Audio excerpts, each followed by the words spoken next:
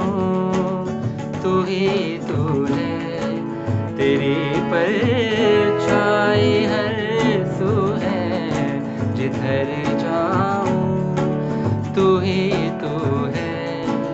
जिधर जाऊं तू ही तू है।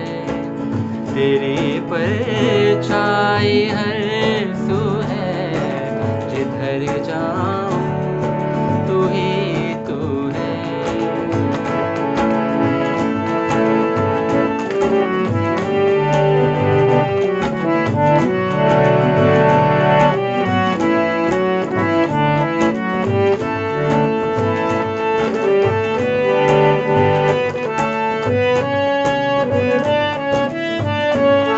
खुदा मेरे तू दे मुझको अकल अपनी, समझ अपनी।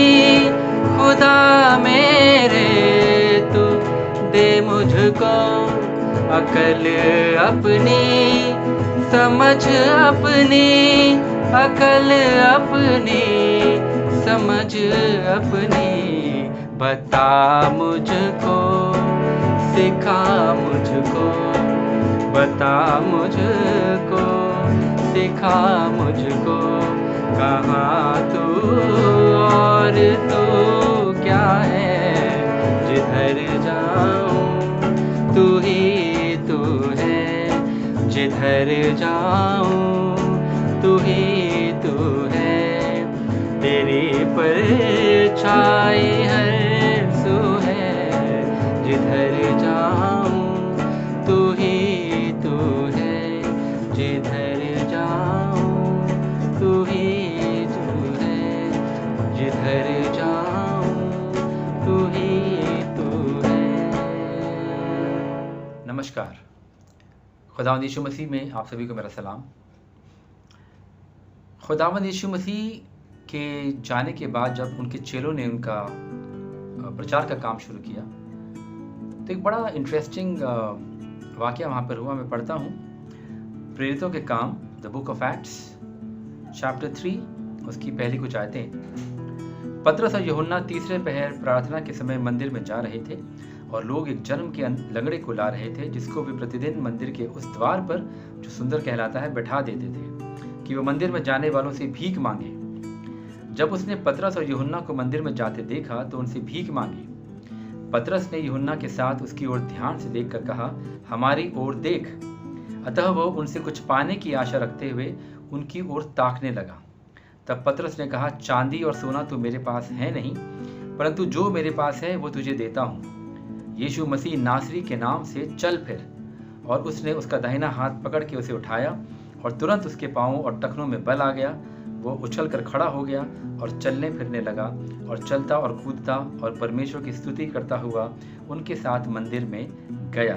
सब लोगों ने उसे चलते फिरते और परमेश्वर की स्तुति करते देखकर उसको पहचान लिया कि वही है जो मंदिर के सुंदर फाटक पर बैठकर भीख मांगा करता था।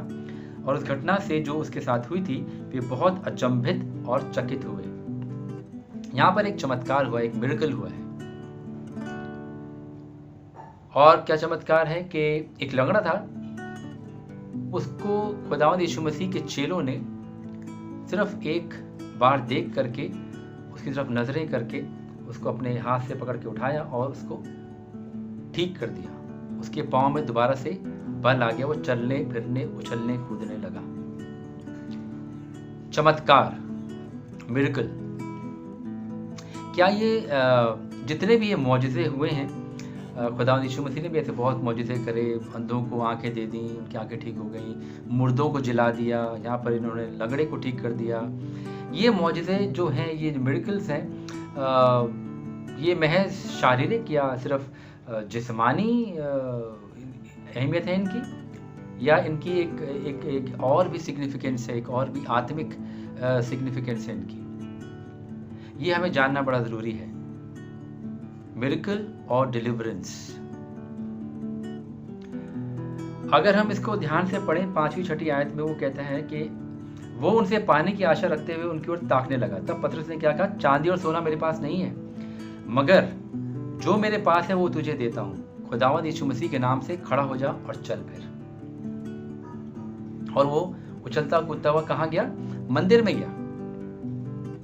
मंदिर में गया और वहां पे लोगों ने उसे देखा, अचंभा किया, हैरान हो गए वो कि ये कैसे ठीक हो गया। पर्पस क्या था उसको ठीक करने का?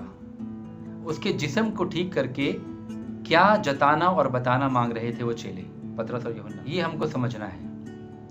हम अगर आगे की कुछ आयतें पढ़ें तो 11वीं आयत से मैं पढ़ता हूँ, जब पतरस और यूहन्ना को पकड़े हुए था तो सब लोग बहुत आश्चर्य करते हुए उस ओसारे में जो सुलेमान का कहलाता है उसके पास दौड़े आए।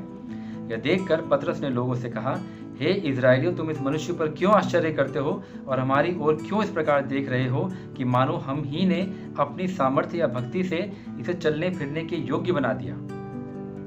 अब चेले क्या कह रहे हैं कि ये जो ठीक हुआ है लंगड़ा, इसके जो पैर ठीक हुए हैं, ये हमने अपनी किसी काबिलियत से नहीं किया है। जब हमने अभी ऊपर पढ़ा, उन्होंने क्या कहा? खुदावंद यीशु मसीह के नाम से उठ और चल फिर।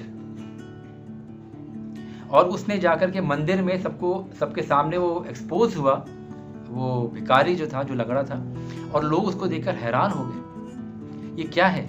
ये एक टेस्टिमनी है कि देखो, जो मेरी कमजोरी थी कल तक, आज वो कमजोरी मुझसे जाती रही है। किस लिए? किस वजह से? खुदावंद यीशु मसीह के नाम से। और उसकी बड़ी गवाही हुई आगे, ये बड़ी गवाही बनी उसके लिए। गवाही क्या है? कि वो उस रोग से, उस परेशानी से, उस दुख से, तकलीफ से मुक्त हो गया है। उसकी मुक्ति हो गई है, उसकी डिलीवरेंस हो गई है। इसकी 13वीं आयत अगर हम पढ़े ध्यान से, अब्राहम और इसाक और याकूब के परमेश्वर, हमारे बाप दादों के परमेश्वर ने अपने सेवक यीशु की महिमा की, जिसे तुमने पकड़वा दिया, और जब पिलातुस ने उसे छोड़ देने का विचार किया तब तुमने उसके सामने उसका इनकार किया। यहाँ पर चेले क्या कह रहे हैं? उन इजराइलियों को, उन यहूदियों को जो खुदावंद यीशु मसीह के अगेंस्ट थे, जिनकी वजह से खुदावंद यीशु मसीह को क्रूस पर चढ़ाया गया, क्या कह रहे हैं ये? कि ये जो ठीक हुआ है भिखारी, ये खुदावंद यीशु मसीह के नाम से ठीक हुआ है, उसकी सामर्थ्य से ठीक हुआ है। क्या हो रहा है यहाँ पर? यहाँ पर खुदावंद यीशु मसीह के नाम से गवाही दी जा रही है, उसके कामों की चर्चा हो रही है, उसके नाम का, उसके कामों का प्रचार हो रहा है। यहाँ पर सिर्फ एक मिरेकल नहीं हुआ है, यहाँ पर सिर्फ एक चमत्कार नहीं हुआ, यहाँ पर चमत्कार को नमस्कार नहीं हुआ। यहाँ पर एक बहुत गहरी बात चल रही है। क्या? तकलीफों से, दुख तकलीफों से, परेशानियों से, बीमारियों से छुटकारा, deliverance from all kinds of elements. मगर एक जो बीमारी हमारे रूह के साथ लगी हुई है, वो क्या बीमारी है? गुनाह की बीमारी।